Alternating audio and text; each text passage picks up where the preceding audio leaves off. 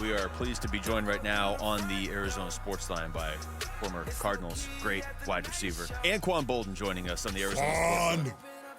What's going on, Anquan? How you guys doing, man? What's up, Quan? How you doing, big guy? I'm good. Wolf, how you been? I'm doing really, really well, man. For a guy that's 61, still savage, but, feeling old, as a matter of fact, Quan. I guarantee you'd laugh if you saw me. Let's just put it that way, okay? But all right. Yeah, man. Glad to hear your voice, man. yeah, thank you, bro. Thanks for joining us. Anquan, we wanted to start by asking you about Marvin Harrison Jr. and what it's like to be a rookie and going into that first game. But I want to set the stage for everybody. You obviously know this, but in your first game ever, you had 10 catches for 217 yards and 2 touchdowns. So not a typical NFL debut.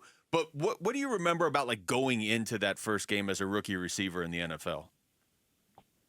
Yeah, I just remember being excited for the opportunity to play in the NFL. But I also felt like I wanted to show everybody I belong in the NFL. And it was a great opportunity for me. I tell a lot of people, a lot of things have to align for you to be successful. Obviously, guys at that level have the talent. But I think for me, a big part of it is obviously me and BJ got drafted that year.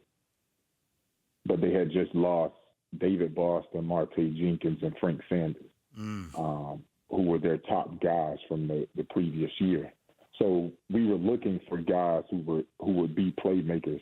And obviously at that point, you don't really know.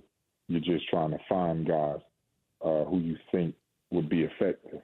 And for me, that was one of those things. I had the opportunity to come in right away and show the team what I was able to do. So, Quan, I know you obviously saw the Arizona Cardinals play.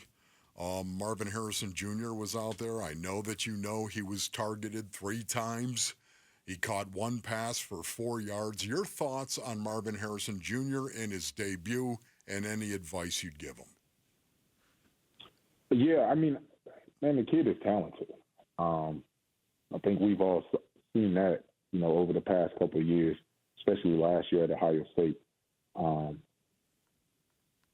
So you have to give him time. I know we're in a day and age where everybody wants you to be successful, right out the gate. But I think, man, you just take your time and allow him to develop into the receiver that he's going to be. I mean, he's going to have some great games this year. He's going to go over 100 yards, multiple times this year. Obviously, things didn't go the way everybody wanted it to go, and I'm sure he's probably more disappointed than anybody having that type of a debut. But with a guy that talented, I'm surprised they didn't try to get the ball in his hands more.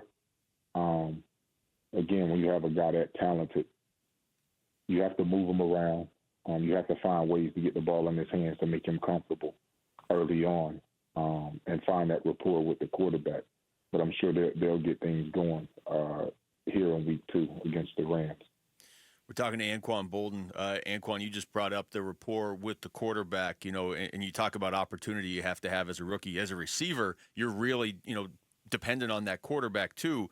How do you, as a receiver and, as a quarterback, how do you build that chemistry once the season's already going? Well, first of all, as a receiver, you're dependent on everything else around you. Not only the quarterback, but offensive line blocking, right. Running back. I mean, you name it. Like, you being able to catch a ball depends on the other 10 guys doing their job correctly.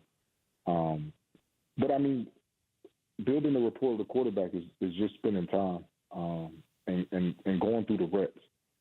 I know when you put things down on paper, everything looks good. But, man, in order to build a rapport with a guy, you really have to spend time. You have to understand how he's seeing the game, how he likes routes being run. He has to understand how you want the ball placed and things like that. And that takes time. It takes, obviously, going through the reps. It takes, going through film. It takes talking on the field. Hey, I saw this. What did you see? So it's making sure that you're on the same page all the time. So, Quan, the preseason, everyone's talking about the preseason. And of course, he had 3 reps throughout the preseason. Do you believe in playing young wide receivers more in the preseason? Could that do anything for a young wide receiver? I believe in playing everybody in the preseason. Okay, yeah. I think it's a necessary evil. For me, and I know especially towards the latter part of my career, there was times where coaches didn't want me to really play. But I felt it was necessary in order to get me in the rhythm for the season. One thing I did want to happen was coming into the season, not having my timing down, not knowing the speed of the game. And I think you get all of that going through training camp and going through the preseason. It's tough to kind of simulate what the game is going to be like if you don't play in the preseason. Yeah. Especially as a rookie, if you haven't done it before. And I get coaches, trying to save guys and trying to prevent injuries and things like that. But, I mean, it's football. Those things are going to happen, and you can't prevent that. But I think when you allow a guy to go out and feel the game, even if you aren't throwing the ball his way, but him getting a feel for the speed of the game, him getting his timing down, because people don't understand when you don't play the receiver position, a lot of it is timing. You knowing when to come out of your cuts, you getting that timing down with the quarterback. So all of that is important. And I think the only way you can get that is to play in the game. We're talking to Anquan Boldin. Anquan, all the pressure that is on Marvin Harrison Jr. being that high of a pick and all the comparisons that were made to him before he ever even played a game. Is that difficult, as a rookie when you're stepping in to block that sort of pressure out? Because you had it too. I mean, you just said you were basically asked to save the Cardinals passing game when you were a rookie. Now that he's had a game that wasn't what he wanted, I mean, does that build now? I mean, it's a different day and age. I mean, you're talking about a time when I came, and that's 2003. As opposed to now, I mean, you have social media, so I'm sure he'll hear it even when he doesn't want to hear it. For me, I was too dumb to understand that there was pressure. So I was able to just go out and play football and not really hear or care about, what people thought. Again, nowadays you have social media, and I'm pretty sure every time he picks up his phone, he's going to hear about it. So I'm glad I grew up when I did, in the era that I did. Yeah. You know what, dumb, Quan? You need to stand behind me. All right, bro? Get in line, Quan. Okay? So what other games did you actually see? You saw the Ravens-Chiefs, did you not, Quan? Yeah, I mean, obviously that was the Thursday night game. That was the kickoff. Right, so give me your thoughts on that. Everybody was glued in. Yeah, give me your thoughts on that, man. What'd you see? I mean, two great teams. I felt like, obviously, Kansas City is a team that's going to be there. I think a lot of people thought that they were going to have a little drop-off, especially in the secondary, with losing their top cornerback. But young guy stepped up, played well.